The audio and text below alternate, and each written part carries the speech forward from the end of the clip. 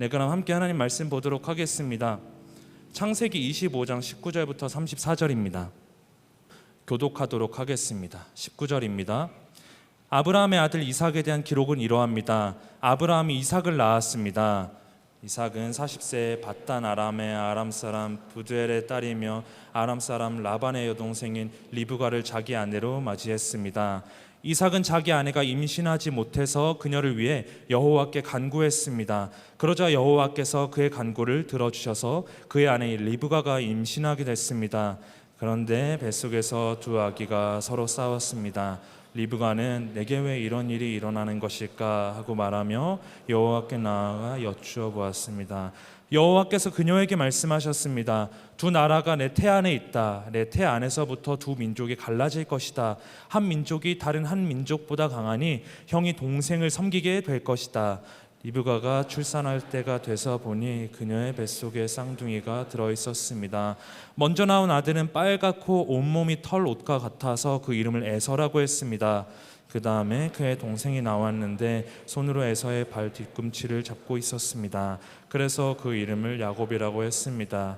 그들을 낳았을 때 이삭은 60세였습니다. 그 아이들이 자라서 에서는 능숙한 사냥꾼으로 들판에 나다니는 사람이 됐습니다. 야곱은 조용한 사람이어서 장막에 머물러 있었습니다. 이삭은 사냥한 고기를 좋아했기 때문에 에서를 사랑했고 리브가는 야곱을 사랑했습니다.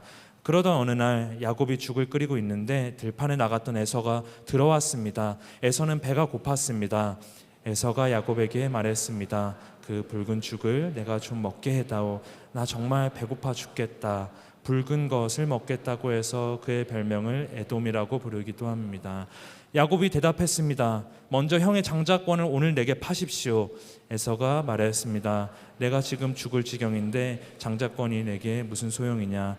그러자 야곱이 말했습니다. 오늘 당장 내게 맹세부터 하십시오. 에서가 맹세를 하고 야곱에게 자기 장자권을 팔았습니다. 죽을 주었습니다. 에서는 먹고 마신 후 이러가 가버렸습니다. 이처럼 에서는 자기 장자권을 소홀히 여겼습니다. 아멘. 사람들은 자기의 내일을 아는 것을 굉장히 좋아합니다. 내일을 아는 것에 대한 관심이 굉장히 많죠. 그래서 어느새부터인가 가는 곳곳마다 보이는 것이 타로점을 보는 가게들이 아닌가 싶습니다. 커피숍에 들어가도 타로점 봐주는 커피숍들도 굉장히 많더라고요. 그것뿐만 아니라 오늘의 운세, 별자리 뭐 이런 거 관심 많아서 사람들이 그걸 통해서 나의 내일을 조금이라도 알 수 있을까 고민하면서 살아갑니다. 그런데 내일을 알게 되었다고 쳐봅시다. 그럼 내일을 알게 되면 과연 행복할까요? 그건 사람들의 생각이고요. 실제로는 그렇지 않을 것 같아요. 제가 이 설교를 준비하면서 어저께 그 인터넷에 들어가서 운세 이렇게 검색을 해봤거든요. 검색란 제일 위에 올라온 링크가 그거예요. 미래의 내 배우자의 외모를 알려드립니다. 딱 이건 거예요. 저도 궁금해서 클릭해봤어요. 그러니까 뭔가 생년월일을 기록하고 뭐 한자로 내 이름을 기록하고 클릭을 하면 내가 어떤 사람을 만나게 될지를 알려준다라는 거예요. 저도 막 쓰다 보니까 나도 모르게 막 빨려 들어가더라고요. 근데 제가 그 하다가 이러면 안 되겠다 해서 내려놨는데 많은 사람들이 그런데 쓰면서 기대하겠죠. 어떤 사람이 나올까? 속으로 내심 기대할 거예요. 영화 속 주인공 같은 외모, 성격은 자상함, 아름다운 외모, 자기관리가 완벽한 그런 사람이 나오겠지라고 기대할 겁니다. 근데 제가 항상 얘기하지만 컴퓨터는 그렇게 말해줄지 모르지만 그런 일이 우리 인생 가운데 일어날 가능성은 거의 없습니다. 그런 사람이 있다 할지라도 나를 좋아해 줄 가능성은 거의 없는 것이죠. 근데 만약 진짜 컴퓨터가 아주 솔직하게 당신의 배우자는요 정말로 당신이 싫어하는 지금 당신 옆에 있는 바로 그 사람입니다 이렇게 딱 알려준다라면, 그리고 그게 적중률 100%다라면 어떻게 될까요? 그때부터 일상이 끔찍한 악몽으로 변하기 시작하는 것입니다. 이걸 모르고 나의 미래는 굉장히 행복한 미래만 있을 것이다 라고 생각하니까 사람들이 자꾸만 자기의 내일을 알고 싶어 하는 것이죠. 실제로 내일을 안다면 사람들은 행복이 아니라 절망감을 안고 살아갈 수밖에 없을 것입니다. 우리 그리스도인들에게는 내일을 아는 것은 전혀 중요하지 않습니다. 그럼 무엇이 중요할까요? 오늘도 그렇고 내일도 그렇고 우리를 너무나 사랑하시는 하나님의 계획 가운데 이 시간이 하나님의 계획 가운데 있다라는 것을 신뢰하고 살아가는 것이 훨씬 더 본질적으로 중요한 것이라는 사실을 우리는 기억해야 합니다. 나보다 나를 더 잘하시고 내가 잘 되기를, 내가 행복하기를 원하시는 하나님께서 나를 오늘보다 더 좋은 내일로 인도하실 것이라는 그 믿음 안에서 나의 욕심을 가지고 살아가는 것이 아니라 주님의 마음을 가지고 살아가는 것, 그게 참된 축복이다라는 사실을 우리는 기억해야 하는 것이죠. 내일을 알면 행복할 것 같다, 그것은 착각 중에 착각입니다. 그 착각을 내려놓고 주의 말씀 의지해서 우리의 갈 길을 예비하시는 그 하나님을 신뢰함으로, 하나님을 신뢰할 때 내 안에 생기는 내일을 향한 기대를 가지고 살아가는 것, 그게 바로 그리스도인의 삶인 것입니다. 제가 간혹 가다가 크리스천들 가운데서 타로점 보고 이런 운세 보시는 분들이 있다라는 이야기를 듣는데요, 그거 점 볼 시간에 차라리 한 번 더 말씀 보고 한 번 더 기도함으로 하나님을 신뢰할 수 있는 우리 청년들이 되기를 예수님의 이름으로 축원합니다. 아멘. 우리 옆 사람에게 선포하겠습니다. 하나님을 신뢰할지어다. 아멘. 네, 오늘 말씀에 등장하는 이삭이 사실 그런 사람이었습니다. 이삭의 가훈이자 슬로건이 무엇이었을까? 바로 여호와 이레, 하나님께서 예비하신다. 이게 바로 이삭의 가훈이자 슬로건이었을 거예요. 우리가 잘 알고 있듯이 그는 어릴 적에 아버지 아브라함의 칼에 죽을 뻔한 경험을 합니다. 그런데 죽을 뻔한 그 순간 하나님께서 아브라함을 두 번이나 부르시죠. 아브라함아, 아브라함아. 그리고 하나님께서 예비하신 양을 통해 하나님께서는 다 계획이 있으시다라는 것을 몸소 체험했던 사람이 바로 이삭입니다. 그 사건을 계기로 이삭에게 하나님은 어떤 분이었을까? 여호와 이레, 예비하신 하나님, 오늘날로 말하면 다 계획이 있으신 하나님. 이게 이삭이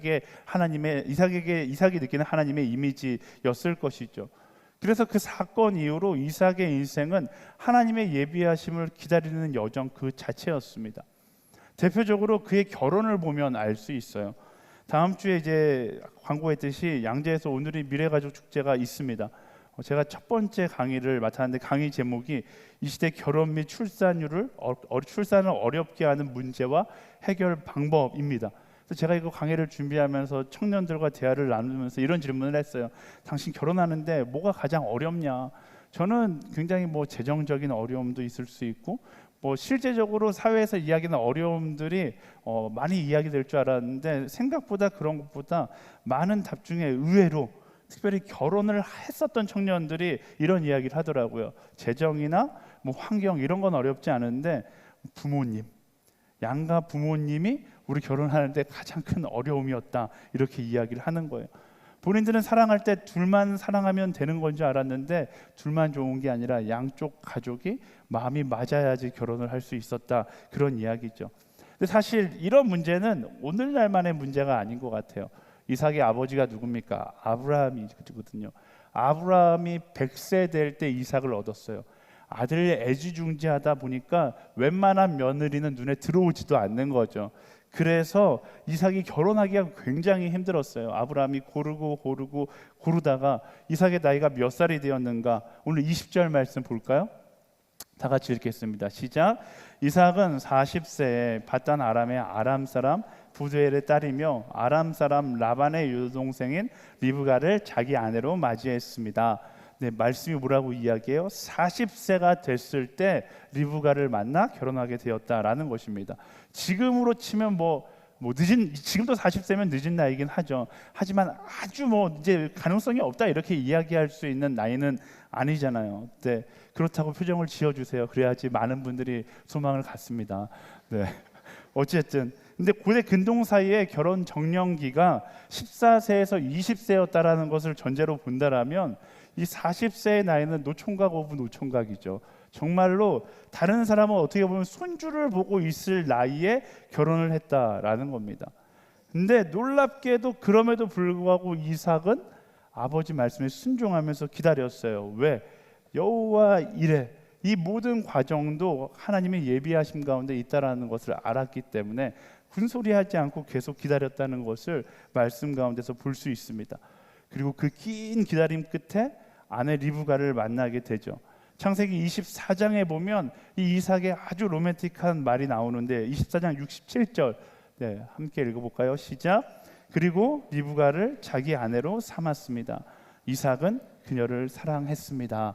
별것 아닌 것 같지만 구약 성경에 이렇게 로맨틱한 말이 잘 안 나와요.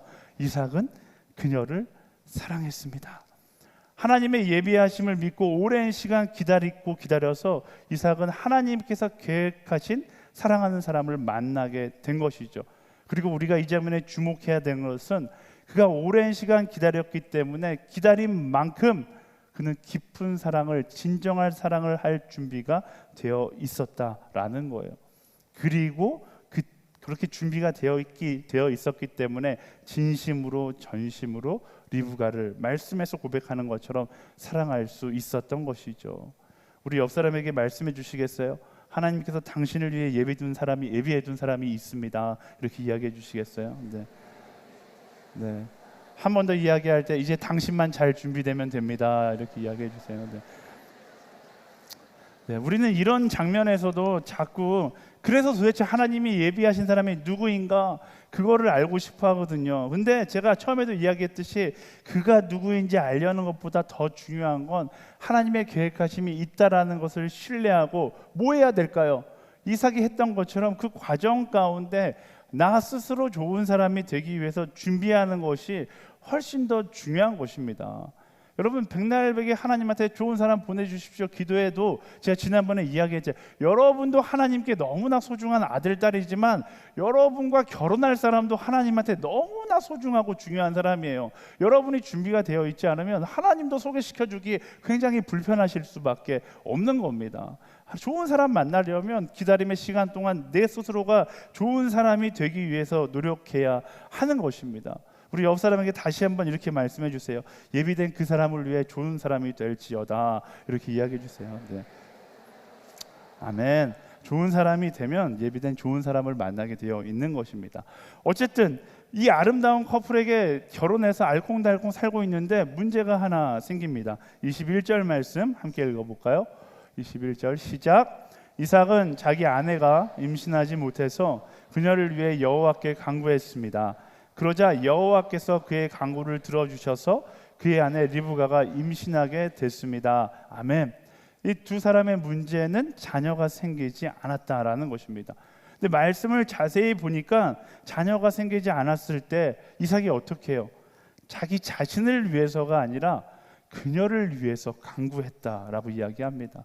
사실 이 말 한마디가 이삭이 얼마나 하나님의 계획하심을 신뢰하고 있었는지를 보여주는 말이고요. 이 말 한마디가 이삭이 얼마나 아내를 사랑하고 있었는지를 보여주는 말입니다. 사실 40세에 결혼했는데 무려 20년 동안 아기가 생기지 않았어요. 그런데 이 말씀에 의해서 볼 때 이삭에게 걱정이 없습니다. 왜? 이 또한 하나님의 계획이라고 굳건히 믿었기 때문에 그래요. 그리고 경험했잖아요. 아버지 아브라함이 몇 세에 자기를 낳았어요? 100세가 되었을 때 자기를 낳았죠. 60세는 아버지에 비하면 아직 한참 청춘 중에 청춘인 거예요. 걱정이 없는 거죠. 그런데 자기는 걱정이 없는데 옆에 아내를 보니까, 리브가를 보니까 사랑하는 리브가가 자녀가 없어서 너무 힘들어하는 거예요. 그래서 이삭은 그녀를 위해 하나님께 간구했다라고 말씀은 이야기합니다. 저는 이 장면을 묵상하는데 진짜 이삭이 고대 근동사의 최고의 로맨티스트였다라는 생각이 들더라고요. 여러분 중에 공감하지 못하시는 분들이 있을 것 같아서 사실 이삭 이전의 로맨티스트는 아브라함이었거든요. 근데 아브라함은 아내를 어떻게 봤는지 창세기 21장 3절에 보면 이렇게 기록되어 있습니다. 함께 읽어볼까요? 시작. 아브라함은 자기에게 태어난 아들 사라가 자기에게 낳아준 아들을 이삭이라고 이름 지었습니다.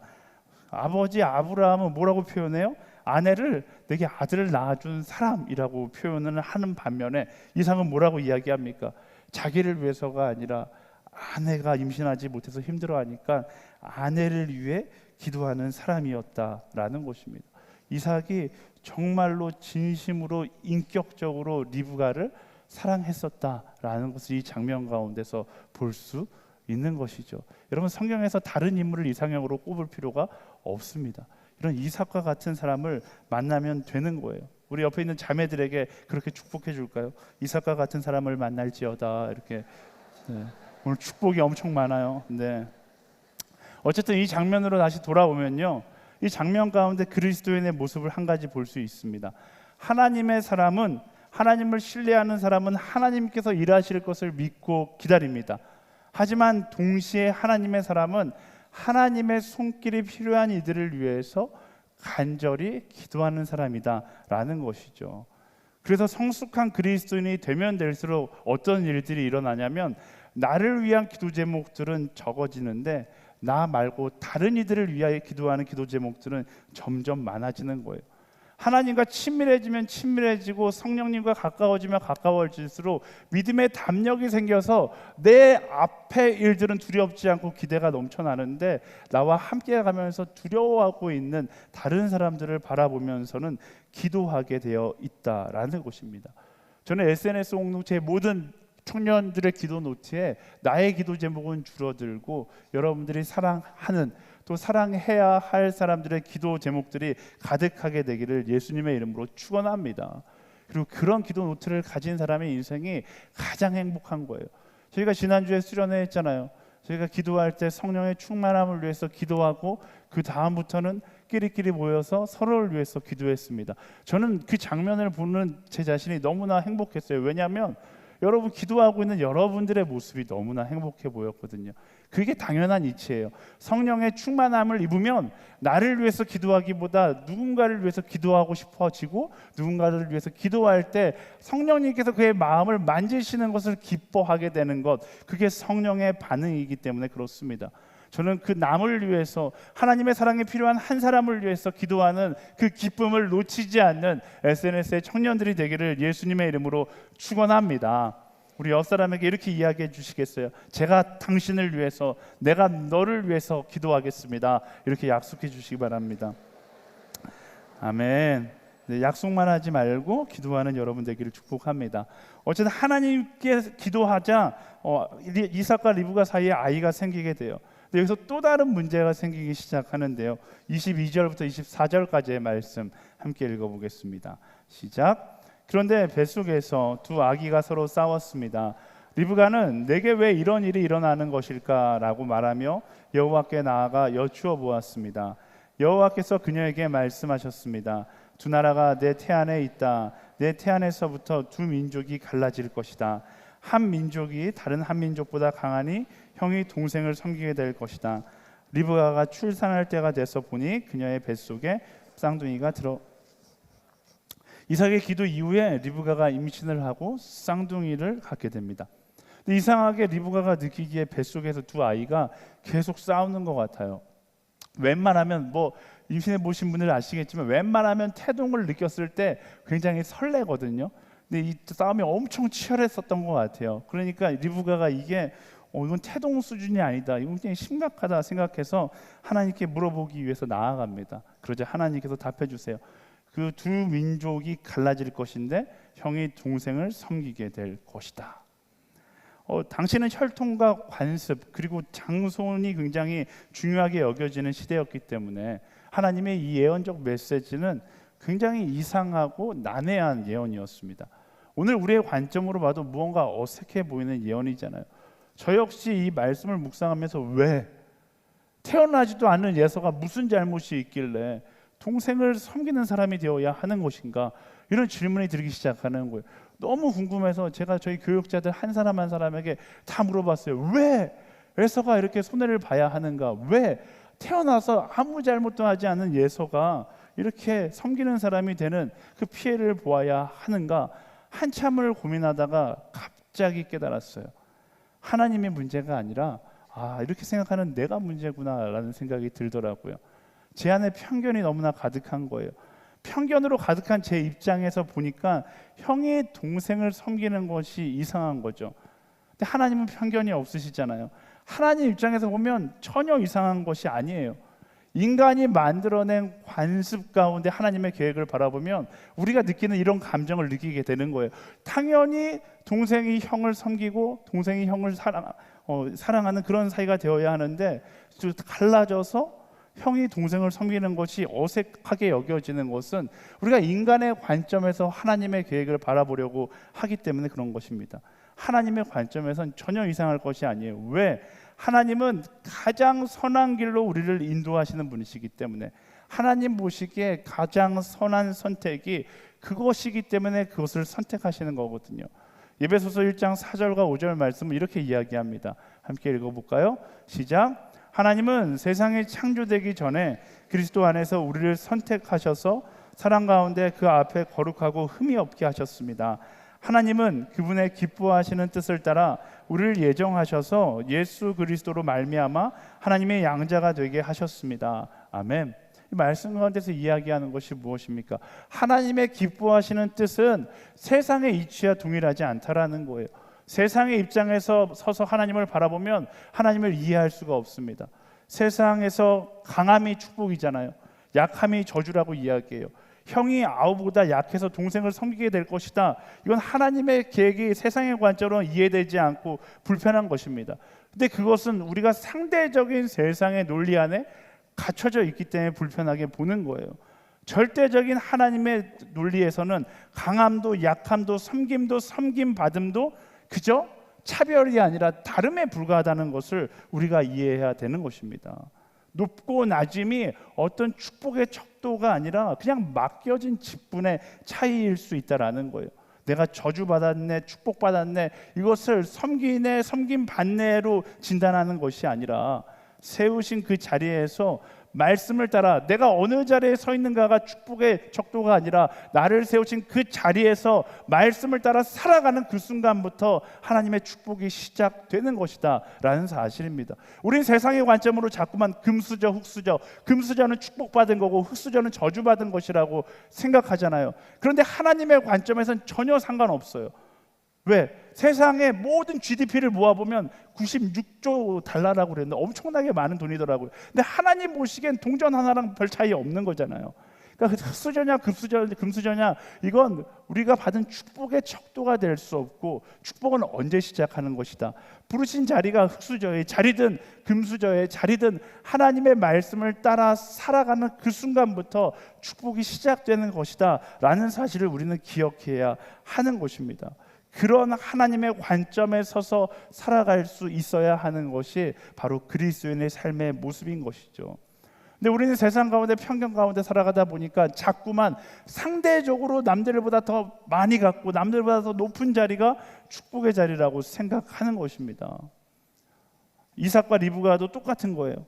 그래서 그런 편견 가운데 있다 보니까 하나님의 관점을 따라 사랑으로 잘 양육해 형은 형대로 아우는 아우대로 하나님의 도구가 되어 쓰임받을 수 있게 양육했어야 되는데, 오히려 이삭과 리브가는 무엇을 선택하는가? 매우 인간적인 선택을 하죠. 오늘 말씀의 제목대로 그들은 자기가 좋은 대로 자기의 마음을 따라 사랑을 선택하고 그들을 양육하기 시작합니다. 27절과 28절 말씀 함께 읽어보겠습니다. 시작. 그 아이들이 자라서 에서는 능숙한 사냥꾼으로 들판에 나다니는 사람이 됐습니다. 야곱은 조용한 사람이어서 장막에 머물러 있었습니다. 이삭은 사냥한 고기를 좋아했기 때문에 에서를 사랑했고 리브가는 야곱을 사랑했습니다. 이삭은 세상의 이치를 따라 사냥자라고 남자 같은 장남 에서를 사랑했고, 리브가는 하나님의 계획을 들었으니까 자신의 방법을 따라 하나님의 그 예언을 해석해서 나중에 큰 사람이 될 야곱을 더 사랑했다라고 말씀은 이야기합니다. 이렇게 그냥 자기 좋은 대로 식의 편향된 사랑을 선택하자 어떤 결과가 나오기 시작합니까? 이 형제가 연합하여 선을 이루는 것이 아니라 어느 순간부터 이 형제가 갈등 관계 가운데로 가게 되는 것을 보게 되는 것입니다. 오히려 이삭은 자기의 눈에 조금 덜 사랑스러워 보였던 야곱을 사랑해야 했고, 리브가는 훗날 섬기게 될 예서를 더 사랑하기 위해서 노력했어야 했을 것입니다. 그것이 하나님의 마음이니까요.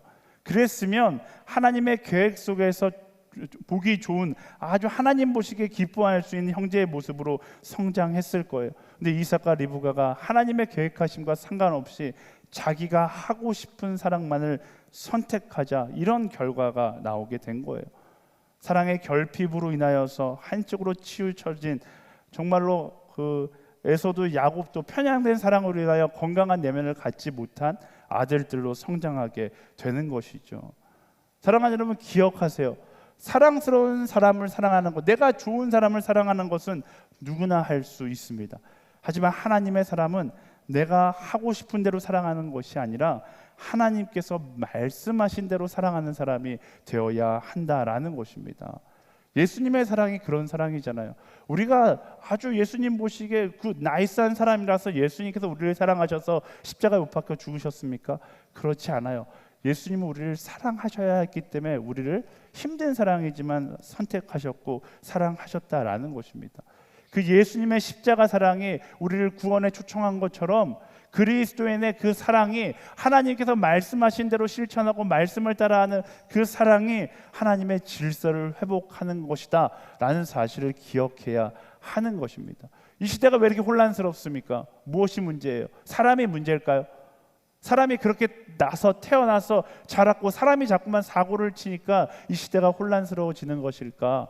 여러분, 조금만 시선을 바꿔서 하나님의 입장에서 본다라면 사랑해야 될 사람이 사랑하지 않기 때문에 계속 그 결핍, 에서와 야곱과 같이 결핍적인 사람들이 나오기 때문에 그 사람들이 세상을 혼란스럽게 만드는 거예요. 제가 설문조사를 찾아보니까 강력범죄자의 60% 이상이 어린 시절 가정폭력 가운데 있었다라는 통계가 있더라고요. 무엇을 이야기하는 겁니까? 사랑받아야 될 순간 사랑받지 못하면 결국 하나님의 질서 밖으로 엇나가게 되어 있다라는 것입니다. 하지만 반대로 하나님의 계획하심을 따라 사랑을 선택하는 사람을 통해서 사랑을 받는다라면 하나님의 질서 안으로 돌아오는 회복이 일어날 수 있다라는 것이죠. 사랑하는 여러분, 우리는 이 문제를 심각하게 생각할 수 있어야 돼요. 이 시대 속에서 하나님의 질서를 무너뜨리는 것은 어떤 소수의 범죄자들로 일어나는 것이 아니라 하나님의 뜻을 따라 사랑하지 않는 우리의 책임도 어느 정도 아니 매우 많은 부분을 차지하고 있다는 것을 우리는 기억해야 하는 것입니다. 사랑스러운 것만을 사랑하는 것이 아니라 말씀을 따라 예수님을 따라 사랑할 수 있는, 그래서 하나님 나라의 질서를 회복하는 그런 그리스도인들이 되기를 예수님의 이름으로 축원합니다. 여러분의 삶의 자리에서 사랑할 수 없는 그 사람을, 사랑받아야 될 그 사람을 사랑할 수 있는 우리 모두가 되기를 소망합니다. 우리 순모임 1년 동안 잘해오셨잖아요. 네, 그 순모임 가운데 이제는 엑스맨이라고 안 하고 금쪽이라고 하더라고요. 금쪽이 같은 사람들 있어요. 같이 하고 싶지 않아요. 그런데 그 사람에게 필요한 것이 무엇입니까? 내가 같이 하고 싶어 하지 않는 그 사람에게 필요한 것이 바로 나의 사랑이었다라는 사실을 기억하세요. 충분히 사랑하지 못했다라면 회개하시고 다음 텀에 만날 또 다른 금쪽이를 이제 사랑으로 품을 수 있는 준비를 할 수 있는 여러분들 되기를 예수님의 이름으로 축원합니다. 아멘. 아멘. 네, 우리 옆 사람에 선포하겠습니다. 금쪽이를 사랑하는 사람이 될지어다. 네, 아멘. 누가 그러더라고요. 우리 순에는 금쪽이가 없는데요 라고 생각하는 사람의 거의 대부분이 자신이 금쪽이다 라고 이야기하더라고요. 어쨌든 사랑하고 사랑받는 우리 모두가 되기를 소망합니다. 우리 19절에서 33절까지의 말씀 좀 길지만 함께 읽어보겠습니다. 시작. 그러던 어느 날 야곱이 죽을 끓이고 있는데 들판에 나갔던 에서가 들어왔습니다. 에서는 배가 고팠습니다. 에서가 야곱에게 말했습니다. 그 붉은 죽을 내가 좀 먹게 해다오. 나 정말 배고파 죽겠다. 붉은 것을 먹겠다고 해서 그의 별명을 에돔이라고 부르기도 합니다. 야곱이 대답했습니다. 먼저 형의 장자권을 오늘 내게 파십시오. 에서가 말했습니다. 내가 지금 죽을 지경인데 장자권이 내게 무슨 소용이냐?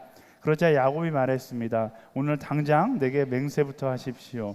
에서가 맹세를 하고 야곱에게 자기 장자권을 팔았습니다. 아멘. 이삭과 리브가 아래서 성장했던 두 사람은 부모가 그렇게 양육했기 때문에 각자 자기의 기질을 따라 자기의 방법대로 이기적인 모습으로 이제 성장하게 된 거예요. 그래서 에서는 현실주의자이자 기분파로 성장합니다. 그리고 반대로 야곱은 기회주의자이자 처세술에 능한 사람으로 성장해요. 그리고 각자가 가진 기질대로 각자의 행복의 기준을 따라 살아가게 되는 것이죠. 각자의 본능을 따라 각자의 기질대로 살아가는 거예요. 그러자 어떻게 됩니까? 야곱은 형의 약점을 이용해서 장자권을 얻기 위해 팥죽을 만들어 형을 유혹하고, 에서는 지금 당장 배가 고파서 팥죽을 먹기 위해서 자신의 장자권을 그 자리에서 팔아버린 일들이 일어납니다. 그리고 그때부터 두 사람의 고난의 역사가 시작되는 것이죠. 무엇이 잘못일까요? 자신의 기질을 가지고 자신의 본능을 따라 살아간 것이 문제였죠. 저는 이 부분이 굉장히 우리에게 시사하는 바가 크다고 생각합니다. 만약 그들이 자신의 기질을 가지고, 기질은 어쩔 수 없는 거잖아요. 자신의 기질을 가지고 자신의 본능을 따라 살아가지 않고 하나님의 계획을 따라 살아가면 어떻게 인생이 변했을까요? 여러분, 어떤 기질을 가졌는가가 인생을 좌지우지하지 않습니다. 그 기질을 가지고 무엇을 위해 무엇을 따라 살아가는가가 그 인생을 좌지우지하는 것이죠.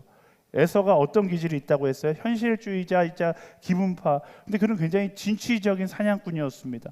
그 진취적인 면을 가지고 자신의 본능이 아니라 하나님의 계획하심을 따라 살아갔다라면 그는 불모지를 개척하는 킹덤 파이오니어의 삶을 살 수 있었을 것입니다.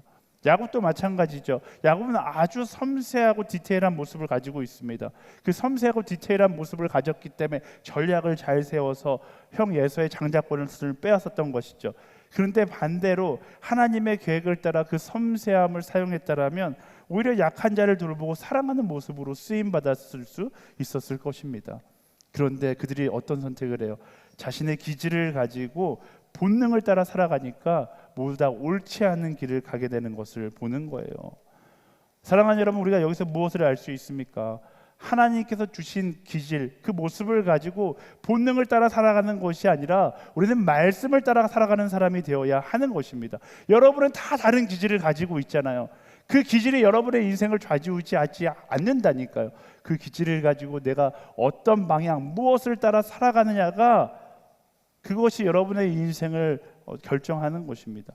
그 기질이 나의 본능을 만나서 본능을 따라가면 고난의 역사가 시작되는 것이고, 그 기질이 말씀을 만나서 말씀을 따라가면 하나님의 역사가 시작되는 것입니다. 요즘 MBTI가 다시 유행이잖아요. 그래서 제가 한동안 설교 때 MBTI를 인용하면서 설교를 많이 했어요. 저는 강력한 T입니다 이러면서 막 설교를 했는데, 그런 저의 설교를 보고 있는 10살짜리 꼬마 저희 집에 저희 딸이 그 설교를 유심히 듣는 거예요. 이번에 미국 집회에 가서도 이제 MBTI 이야기를 하다가 설교를 마치고 밤 늦게 집에 이제 숙소로 차를 타고 가는데 저한테 딸이 이렇게 이야기하더라고요.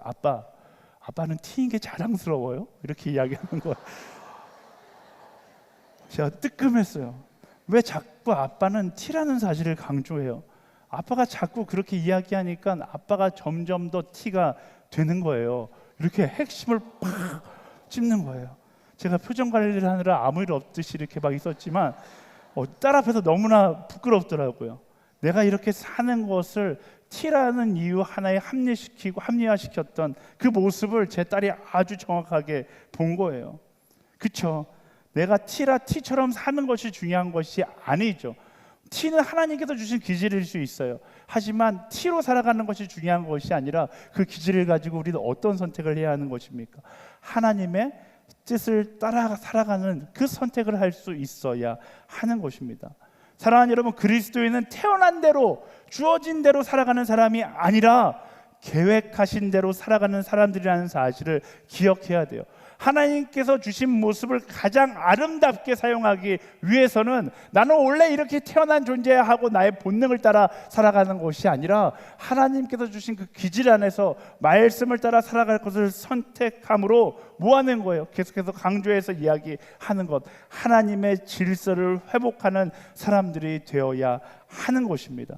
본능이 아니라 말씀을 선택하여 말씀을 따라 살아갈 수 있는 그런 그리스도인들이 되기를 예수님의 이름으로 축원합니다. 우리 옆 사람에게 이렇게 이야기해 주시겠어요? 태어난 대로 살지 말고 말씀대로 살지어다. 아멘. 네, 말씀을 정리하겠습니다. 시간이 많이 가서 빨리 마무리할게요. 3가지 메시지를 나누었습니다. 첫 번째, 나는 하나님의 계획하심을 신뢰하기에 믿음의 담력을 가지고 나아가는 거예요. 하지만 동시에 그렇게 살지 못하는 힘들어하는 사람들을 바라보면서 그들을 위해 기도하는 삶이 그리스도인의 삶인 것입니다. 여러분의 삶 가운데 여러분 스스로의 기도 제목은 점점 줄어들고 여러분들이 위해서 기도하는 사람들의 숫자는, 기도하는 기도 제목들은 더 많아지게 되기를 소망합니다. 놀라운 것은 그 기도 제목이 많아지면 많아질수록 여러분의 삶 가운데 하나님께서 주시는 기쁨의 크기도 점점 커 나갈 것을 여러분 제가 보장할 수 있으니까요.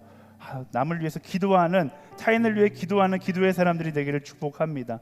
두 번째, 내가 하고 싶은 대로 사랑하는 것이 아니라 하나님께서 말씀하시는 대로 사랑하는 사람이 되어야 합니다. 우리의 사랑이 하나님의 질서를 무너뜨릴 수도 있고 하나님의 질서를 회복할 수도 있다는 사실을 기억하세요. 인간의 관점의 사랑이 아니라 하나님의 관점, 내가 사랑하고 싶어하는 사람을 사랑하는 것이 아니라 예수님께서 사랑하라고 말씀하는 그 사람을 사랑할 수 있는 우리 모두가 되기를 축복합니다. 세 번째, 하나님께서 주신 기질을 가지고 본능을 따라 살아가는 것이 아니라 말씀을 따라 살아가는 거예요. 하나님은 다 다르게 사람을 창조하셨어요. 다 다른 모습으로 살아가지만 우리는 그 나의 본능을 따라 살아가는 것이 아니라 말씀을 따라 살아가는 것이죠. 기질을 가지고 본능을 따라 살아가면 고난의 역사가 시작되고 말씀을 따라 살아가면 하나님의 역사가 시작되는 것을 기억하세요. 오늘도 내 기질을 말하기 전에 말씀 속에서 하나님의 뜻을 찾아 그 길을 걸어갈 수 있는 우리 모두가 되기를 예수님의 이름으로 축원합니다. 그 말씀 가운데로 우리 초청하신 하나님께 우리 감사와 영광의 박수 함께 드리도록 하겠습니다. 우리 다 같이 자리에서 일어나서 함께 찬양하며 나아갈 때 하나님, 우리의 마음 가운데 하나님의 마음을 품기를 소망합니다. 나의 마음이 아니라 하나님의 마음을 따라 살아가는 하나님의 사람으로 서게 하여 주시옵소서. 그 마음을 구하며 함께 찬양하며 나아가겠습니다. 보소서 주님, 나의 마음을 선한 것 하나 없습니다. 그러나 내 모든 것 주께 드립니다. 사랑으로 안으시고 날 새롭게 하소서. 보소서 주님, 보소서 주님, 나의 마음을 선한 것 하나 없습니다. 그러나 내 모든 것 주께 드립니다. 사랑으로 안으시고 날 새롭게 하소서. 주님 마음 내게 주소서. 내 아버지 주님 마음 내게 주소서. 나를 향하신 주님의 뜻이 이루어지도록 주님 마음 내게 주소서. 주님 마음 내게 주소서. 주님 마음 내게 주소서. 내 아버지 주님 마음 내게 주소서. 나를 향하신 주님의 뜻이 이루어지도록 주님 마음 내게 주소서. 시간 우리 함께 기도하기를 원합니다. 말씀 따라 살아가는 우리가 되기를 소망하며 함께 기도할 텐데요, 내가 사랑하고 싶은 것을 사랑하는 것이 아니라 말씀을 따라 사랑해야 할 그 사람을 사랑할 수 있게 하여 주시옵소서. 내가 살고 싶은 대로 살아가는 것이 아니라 말씀을 따라 부르신 대로 살아갈 수 있는 우리가 되게 하여 주시옵소서.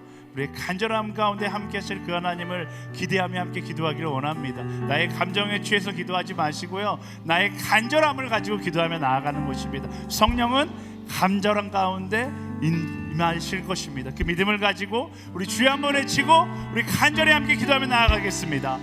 주여! 하나님 말씀을 따라 살아갈 수 있는 하나님의 사람들이 되게 하여 주시옵소서. 내가 사랑하고 싶은 것을 사랑하는 사람이 아니라 예수님을 따라 사랑하라 말씀하시는 그 영혼들을 사랑할 수 있는 하나님의 사람들이 되게 하여 주시옵소서. 내가 살고 싶은 대로 살아가는 것이 아니라 말씀하신 대로 살아가는 하나님의 사람들이 되게 하여 주시옵소서. 하나님, 너무나 많은 순간 나의 뜻을 따라 살아가려고 했던 순간들이 너무나 많습니다. 나의 욕심의 방향을 따라 살아가려고 했던 순간들이 너무나 많습니다. 나의 본능을 따라 살아가려고 했던 순간들이 너무나 많습니다. 나의 생각, 나의 본능, 나의 욕심을 쫓아 살아가는 것이 아니라 예수님의 마음을 따라 살아갈 수 있는 하나님의 사람들이 되게 하여 주시옵소서. 주님, 그렇습니다. 주님, 기억하게 하여 주시고 소망을 가지고 나아갈 수 있도록 인도하여 주시옵소서. 주시는 말씀, 나의 본능, 나의 생각, 나의 욕심, 세상의 기준을 따라 살아가는 것이 아니라 말씀을 따라, 예수 그리스도를 따라 나아갈 수 있는, 예수님의 말씀을 따라 나아갈 수 있는, 그 십자가 사랑의 방향을 따라 나아갈 수 있는 하나님의 사람들이 되게 하여 주시옵소서. 이끄신 하나님께 우리의 마음을 드리며 나아갑니다. 채우신 하나님께 우리의 마음을 드리며 나아갑니다. 성령 하나님, 그 마음을 따라 나아갈 수 있는 믿음의 사람들이 되게 하여 주시옵소서. 이끄신 하나님, 주가 주시는 그 마음을 가지고 나아갈 수 있는 하나님의 사람들이 되게 하시고 기억하게 하여 주시며 기대하며 사랑할 수 있는 우리가 되게 하여 주시옵소서. 아멘. 주였습니다. 이 시간에는 우리가 말씀을 적용해서 함께 기도하기 원합니다. 내가 정말로 기도해야 하는 그 사람을 위해서 함께 기도하는 시간 갖기를 원하는데요. 하나님, 하나님의 계획하심이 그의 인생 가운데 있기를 소망합니다. 그의 인생 가운데 하나님의 동행이 느껴질 수 있도록 그의 삶 가운데 함께하여 주시옵소서. 이삭이 고통스러워하던 리브가를 위해서 기도했던 것처럼 하나님께서 기도하라 말씀하시는 그 한 영혼을 위하여서 우리 간절한 마음을 가지고 하나님의 동행이 그와 함께하기를 소망하며 우리 주여 한번 외치고 함께 기도하며 나아가겠습니다. 주여! 하나님, 하나님의 사랑이 필요한 사람들이 있습니다. 기도가 필요한 사람들이 있습니다. 그들의 삶 가운데, 그들의 가족 가운데, 그들의 친구 가운데, 그들의 수명 가운데, 그들의 기도의 제목 가운데 함께 하셔서 하나님 응답하여 주십시오. 하나님 응답하여 주십시오. 하나님 동행하여 주십시오. 하나님의 놀라운 사랑과 축복이 그의 인생 가운데 함께하기를 소망합니다. 더 간절히 기도하기 원합니다. 나를 위한 기도가 아니라 그를 위한 기도입니다. 나를 위한 기도가 아니라 하나님께서 그의 영혼을 만지시기를 소망하며 기도합니다. 주님 붙잡아 주시고 역사하여 주시옵소서. 하나님 붙잡아 주실 줄 믿습니다. 하나님 함께하여 주시옵소서. 하나님의 계획하심이 그의 인생 가운데 함께하기를 소망하오니 그의 인생을 붙들어 주시고 성령의 충만한 역사가, 성령의 동행이 그의 인생 가운데 함께하는 것을 경험케 하여 주시옵소서. 이끄신 하나님께 그들을 맡겨드리며 나아갑니다. 주님 붙잡아 주시고 역사하여 주시옵소서. 함께하신 하나님 붙잡아 주시고 인도하여 주시옵소서. 이끄신 하나님께 모든 것을 맡기며 나아가며 우리 이 시간 마지막으로 한 번 더 구체적인 기도 제목을 가지고 기도하기를 원하는데요. 우리 청년부라서 할 수 있는 기도 제목인 것 같습니다. 여러분 주변에 있는 사람들을 위해서 기도할 때 하나님, 먼저 하나님께서 예비하신 좋은 배우자를 만날 수 있도록 어떻게 해야 된다고요? 좋은 사람이 될 수 있도록 인도하여 주시옵소서. 좋은 사람이 돼서 좋은 배우자를 만날 수 있는, 특별히 오늘 마지막 순모임이니까 우리 순장님을 위해서 더 많이 기도하면 좋을 것 같아요. 우리 순장님이 좋은 사람이 돼서 좋은 사람 만나기를 소망합니다. 그것을 위해서 기도하면 좋을 것 같고요. 더 나아가서 또 한 가지 기도할 때는 이삭이 리브가를 보면서 간절히 기도했던 것처럼 우리 SNS 공동체에도 하나님의 선물, 자녀를 기다리는 사람들이 있습니다. 우리 교육자 가운데도 있고 결혼한 신혼부부들 가운데도 간절히 기도하고 있는 사람들이 있어요. 그러나 잘 생기지 않는데 하나님 그들의 태의 문을 여시고 하나님의 선물로 인하여 그 가정 가운데 기쁨이 넘치게 하여 주시옵소서. 우리 간절함을 가지고 이 두 가지 기도 제목을 가지고서 간절하니까 더 간절히 해야 되니까 우리 주여 세 번의 지금 함께 기도하며 나아가겠습니다. 주여! 주여! 주여!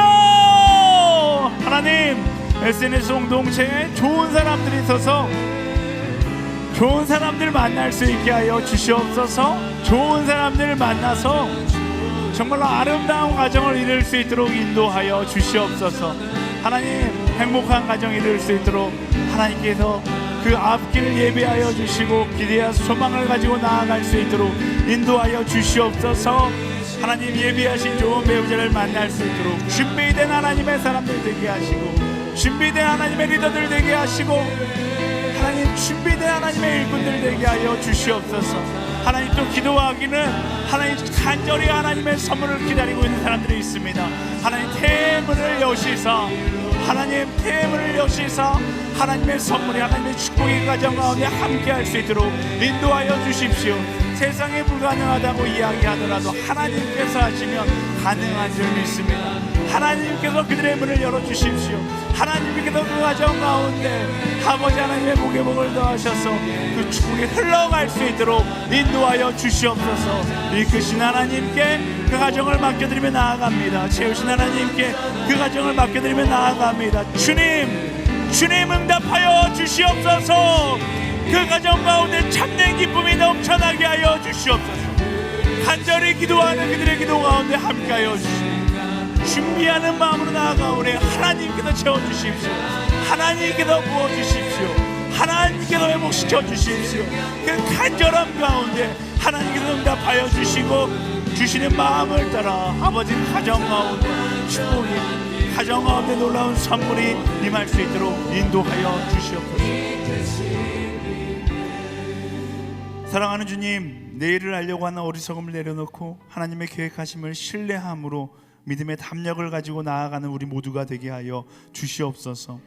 우리가 서로를 위해 기도하는 것을 기뻐하는 공동체가 되게 하여 주시고, 사랑하고 싶은 것만 사랑하는 것이 아니라 하나님께서 말씀하시는 사랑해야 할 사람들을 진심으로 전심으로 사랑하고 품고 기도할 수 있는 그런 그리스도인으로 살아갈 수 있게 하여 주시옵소서. 하나님께서 주신 기질을 가지고 내 본능을 따라 살아가는 것이 아니라, 내 마음을 따라 살아가는 것이 아니라 하나님 나라를 위하여 말씀대로 살아감으로 하나님의 역사에 우리의 인생을 쓰임받는 것을 기뻐하는 하나님의 일꾼들로 살아갈 수 있도록 인도하여 주시옵소서. 특별히 기도하기는 하나님 SNS 공동체에 자녀를 위하여 기도하고 있는 많은 커플들이 있습니다. 하나님, 그 커플들 가운데 하나님의 선물이 아버지 선포되고 전달되어질 수 있도록 주님 태문을 열어 주시옵소서. 하나님께 모든 것을 맡깁니다. 하나님께서 그 가정 가운데 하나님의 방법대로 하나님의 기쁨을 선물하여 주시옵소서. 그렇게 일하신 하나님께 모든 것을 맡겨드립니다. 하나님 주신 은혜 감사하여 그 물질을 구별하여 주님께 드리며 나아갑니다. 이 물질 쓰여지는 곳곳마다 예수 그리스도의 사랑만이 드러나게 하여 주시고, 이 물질이 쓰여지는 곳곳마다 하나님의 질서가 회복되어지는 놀라운 역사가 있게 하여 주시옵소서. 이 물질뿐 아니라 우리의 인생 전부가 하나님의 방법으로, 하나님의 필요로 쓰임받는 것을 기뻐할 수 있는 그런 인생 되게 하여 주시옵소서. 이끄신 하나님께 모든 것을 맡겨드리며, 이제 우리 주 예수 그리스도의 은혜와 하나님의 사랑과 성령의 교통하심이, 하나님께서 주신 기질을 가지고 사랑하기를 선택하며 하나님 말씀대로 살기를 선택하며 하나님 나라의 질서를 회복하기를 선택하는 모든 성도들 가운데, 열방 가운데 하나님의 사랑을 이야기하는 모든 선교사님들 가운데 지금부터 영원까지 함께하기를 간절히 축원하옵나이다. 아멘. 주의 정령들이 예수의 꿈을 꾸고 이를 구원해 만상을 보게 하소서. 한 손에 복음 들고 한 손에 사랑을 들고 온갖 구성 누리는 나라 되게 하소서. 우리 예배 모든 것 대신 하나님께 우리 감사와 영광의 박수 드리며 나아갑시다. 하나님을 예배하는 한 사람 되겠습니다. 우리의 삶의 예배가 시작된 것을 믿음으로 고백하며 나아가오니 기뻐하는 한 사람 되게 하여 주십시오. 우리 예배가 새롭게 시작되었습니다. 아멘. 우리 옆 사람에게 선포하겠습니다. 당신의 일주일의 예배가 시작되었습니다. 아멘. 우리 다시 한번 그 예배 가운데 하나님께 영광과 감사의 박수 드리며 나아갑시다. 할렐루야.